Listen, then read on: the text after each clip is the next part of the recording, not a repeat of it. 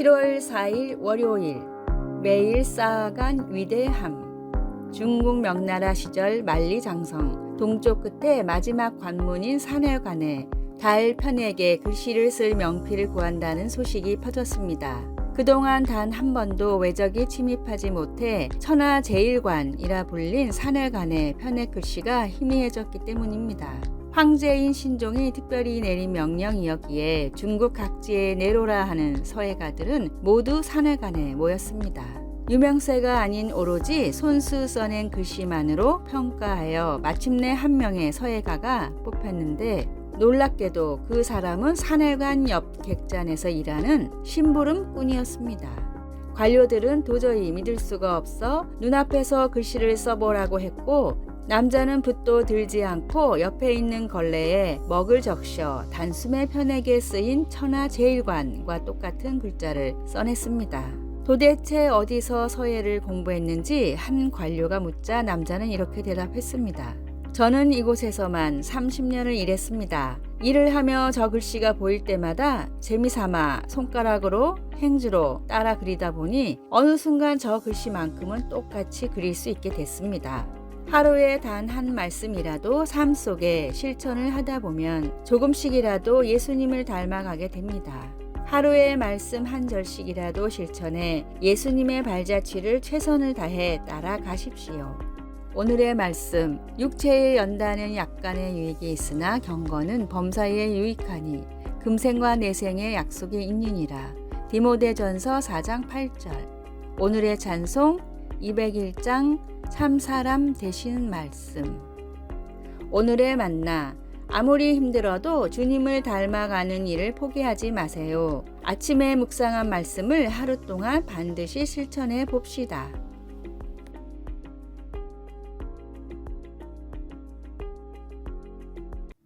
(7월 5일) 화요일 깨끗하게 하는 방법.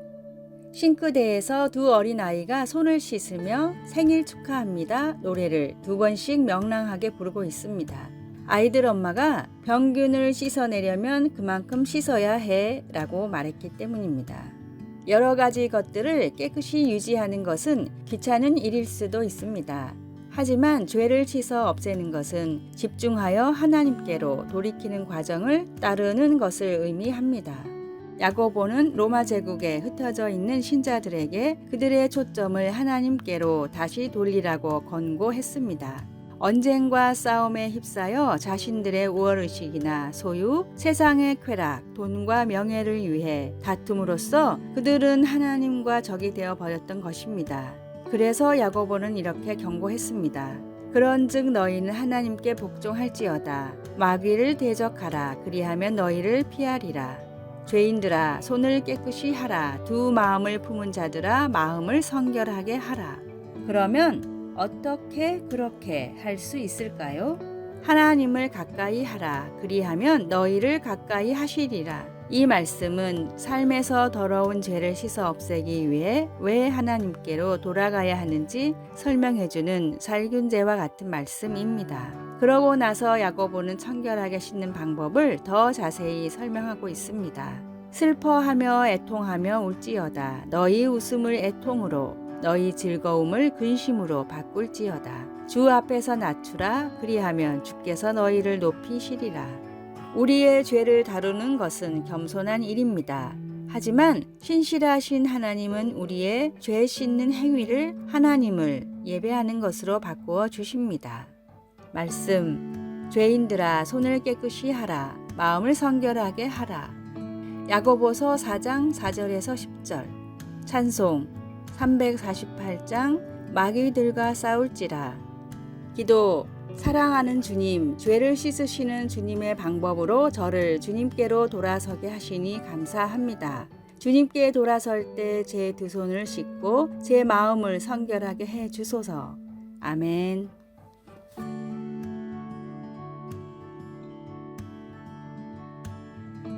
(7월 6일) 수요일 효과적으로 설득하는 법.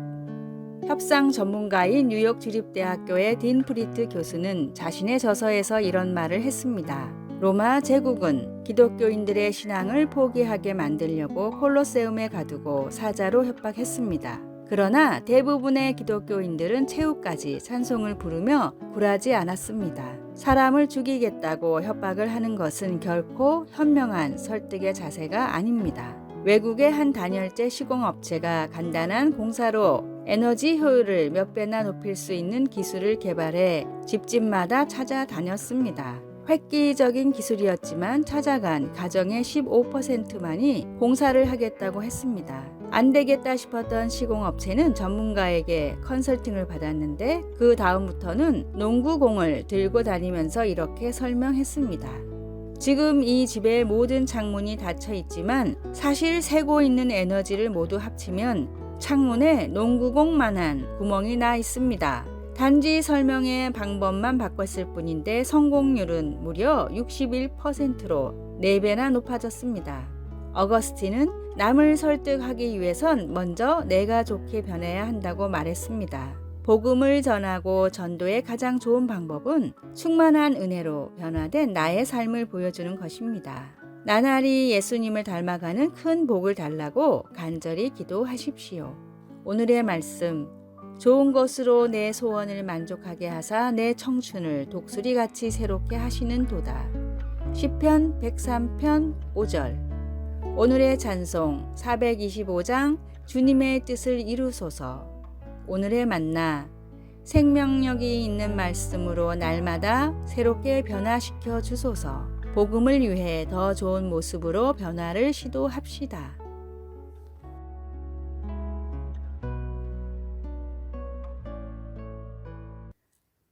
7월 7일 목요일, 엄마에게도 예의를.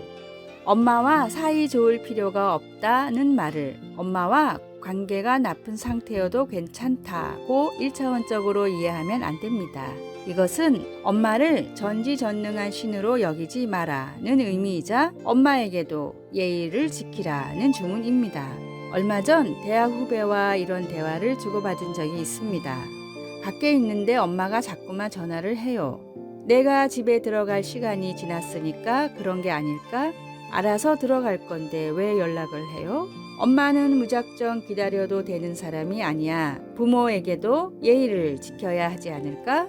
모녀가 전쟁을 일으키는 이유 중 빼놓을 수 없는 것이 연락하지 않는 딸과 기다리는 엄마입니다. 20이든 40이든 엄마 눈에 딸은 집으로 돌아올 때까지 기다려야 하는 존재입니다. 밖에서 무슨 일을 하고 다니는지, 따로 살 경우에는 밥은 잘 먹고 다니는지, 연애라도 하면 남자친구랑 사고라도 치는 것은 아닌지 별의별 걱정을 다 합니다. 그러므로 딸들에게는 엄마를 안심시켜야 할 의무가 있습니다. 문자나 전화로 안부만 들려줘도 엄마들은 안심합니다. 저는 이 작업을 엄마 안심시키기라고 부르고 있습니다.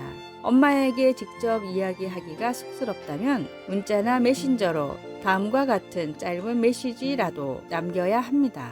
엄마, 요즘 저 이렇게 살고 있고 잘하고 있어요.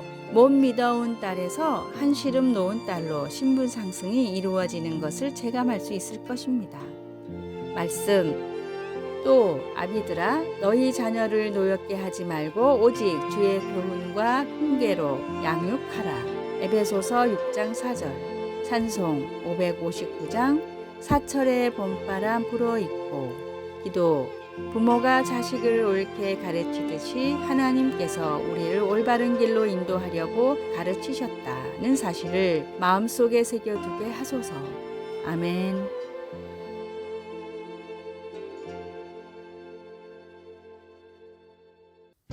7월 8일 금요일, 호칭의 중요성. 벨 연구소의 품질 관리 책임자 에드워드 데밍에게 한 미국의 물류 서비스 회사가 컨설팅을 의뢰했습니다. 직원들이 배송 물건을 너무 대충 확인하고 배달합니다. 이로 인해 큰 손해가 있는데 혹시 좋은 방법이 없을까요? 이 회사는 전체 직원의 56%가 컨테이너에 실려온 물품을 대충 분류해 잘못된 배송으로 인하여 매년 5억 원에 가까운 손실을 내고 있었습니다. 금전적 손실을 떠나 물류회사에는 치명적인 배송 실수로 인해 소비자와의 신뢰가 깨지는 것이 더 큰 문제였습니다.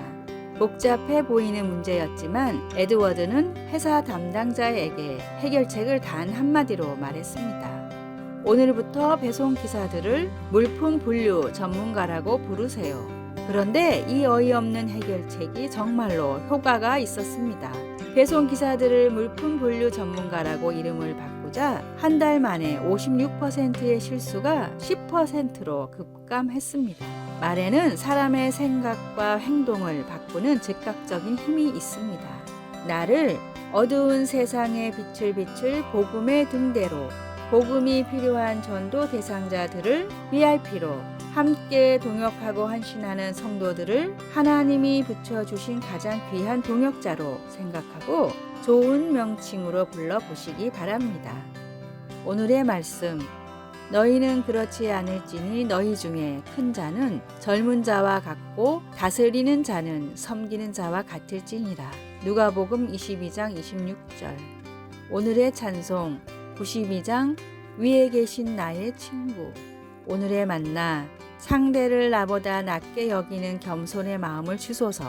만나는 모든 사람에게 될 수 있으면 존칭을 씁시다. 아래의 빨간색 글자 구독을 누르시어 더 많은 전도의 열매를 맺으시기를 기도합니다.